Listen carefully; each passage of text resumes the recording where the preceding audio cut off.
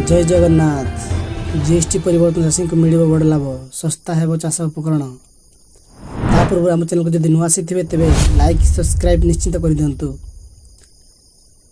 आपण भिडियोटी संपूर्ण देखते जहाँफल संपूर्ण खबर जानीपारे। चलते तेज डेरी न खबर पर नजर पकड़ा। चाषी एक बड़ खुशी खबर। केंद्र सरकार द्वारा जीएसटी ढांचारे कर परिवर्तन सीधा सड़क लाभ एवं देशर कोटी कोटी चाषी पाखे पहुँचो। ट्रैक्टर, कृषि उपकरण, जलसेचन उपाय एवं सार बड़ नित्यंत आवश्यक सामग्री एवं सस्ता होवार संभावना रही, जार लाभ विशेष भाव चाषी माने पाइबे।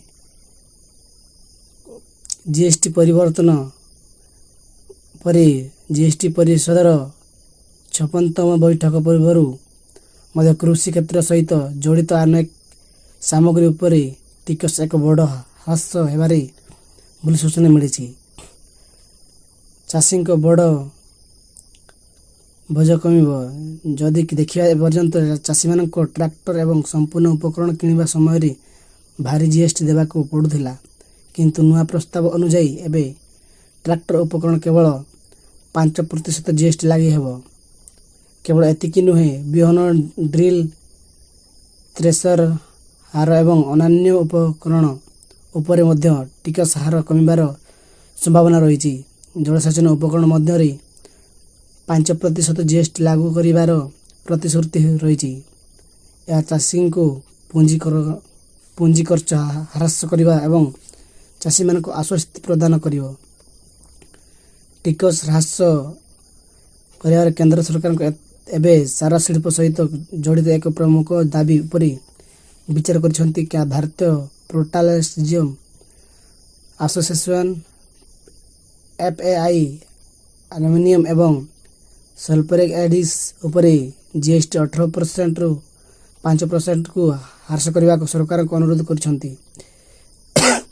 यह उभय रासायनिक पदार्थ हेउची एल्युमिनियम फॉस्फेट, DAP एवं मिश्रित प्रस्तुतिर मुख्य ढांचा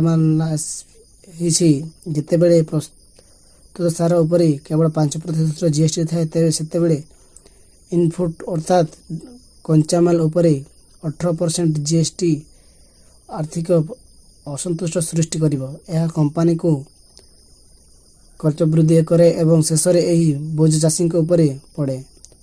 जदि सरकार इनपुट उपर टिकस ह्रास करती तेबे बजार सार मूल्य ह्रास पाइपर, जहाँ सीधा सड़क चाषी लाभ देवारे बड़ सफल हो पार।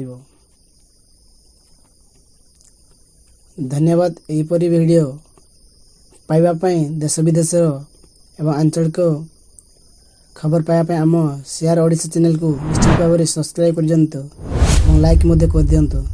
और आपण क्यों जिला देखुं मीठा मीठा कमेंट माध्यम जनातु।